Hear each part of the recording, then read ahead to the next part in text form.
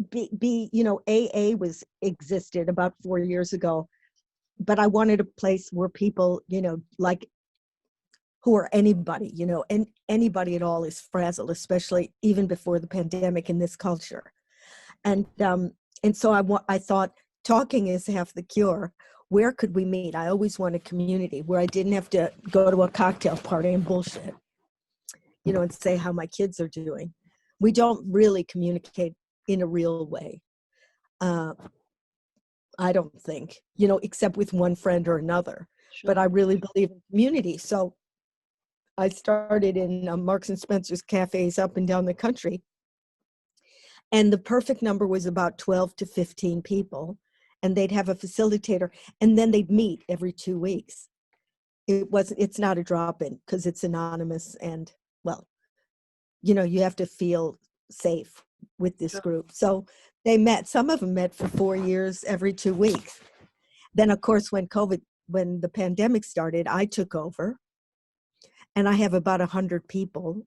I did it every night in the beginning, and you could really see a hunger for a community. And there is no community, and nobody's getting ready for the trauma that's going to happen. And when you go on Frazzled, and by the way, there's hosts in the day who, if you don't want to come to mine, take small groups again of about 12 to 14. And so if you sign up in the day, you'll get, linked up. You always go to frazzledcafe.org, and you can go to smaller meetings.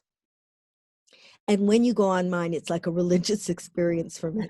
It has a format, it begins and ends with mindfulness just to get everybody's mind in the same place. And then I have regulars. They just speak as humans. I always say, tell me the weather conditions that are going on in your mind. We're not allowed to talk about politics if you want to get angry on your own time.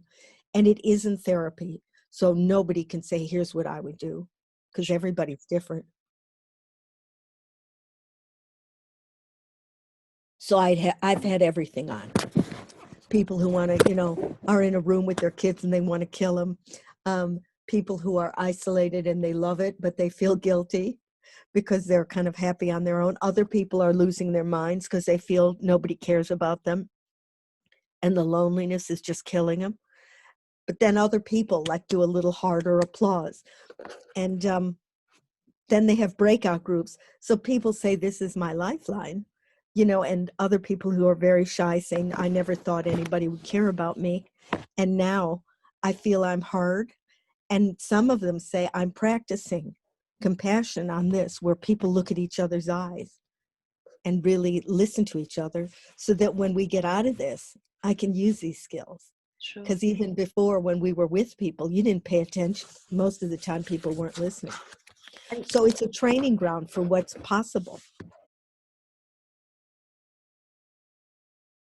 Oh, this really works, because people couldn't always get to the cafe, and that was the hassle. And now we have people in America, some from, Europe.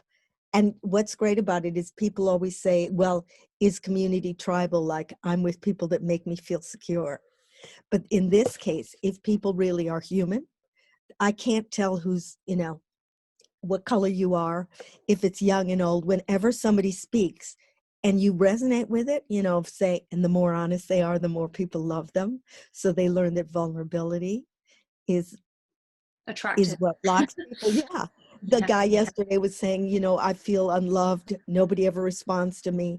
I don't love myself. It's getting to me. That's recording in my head. Well, all these women said completely, we love you. I mean, when it was offline, when it was in real cafes, Marks and Spencer's paid for those cafes. I don't charge anything. It's free. But now that we have an office and they have to direct traffic, when people sign on, where do they go? Because we have facilitators. So now we have to have an office that control this. And that's why we do some fundraising, because otherwise they won't be, it's not as easy as it was before. Sure. I mean, I'll always be free, and I never want to charge, because I think this is what we'd hope the government would do it, or people would come online. People come online to discuss wine or painting, and that's all legitimate. But there's very few places where we go back to the tribe, you know, when they sat around the fire. Mm. And you just see people relaxing because we were born to bond and going, oh, I'm so glad I'm hearing people's stories because that's me. And they feel heard and they feel safe. I can't tell people to do mindfulness. You know, they either, I know from a scientific point of view, what develops in your brain. That's the equivalent of a six-pack that gives you the ability to pay attention more and to lower your own stress. I know what it is mentally. It's not, this isn't fluffy stuff. Sometimes my job is to teach mindfulness, but the quickest way for people to connect is through community. We work like neural Wi-Fi. If you see other people and they're starting to listen to you and they care, you're immediately your system. It's neural Wi-Fi. When you feel connected to the heart, the cortisol comes down. That's the way it is. We were built like this. So if you want advice, Connection. you know, the killer is loneliness. Come to Frazzled, learn mindfulness, learn Tai Chi. I can't say read a book. I can't say jog because, you know, these are all good for your endorphins, but it doesn't train your brain. Sure. But if you go and you feel what it is to connect, your brain changes. You go, oh, I feel so held. People have to come on. They want to come on all the time because they're getting hits of this oxytocin, which is the bonding chemical. They're getting hits of it. And the more you get, the more your heart comes online. It's called And Now for the Good News, to the Future with Love. And I went around the globe to find out in business and in education and in community and in tech and in health, what's out there on the horizon that is reinventing the wheel. You know, like in Finland, there's education.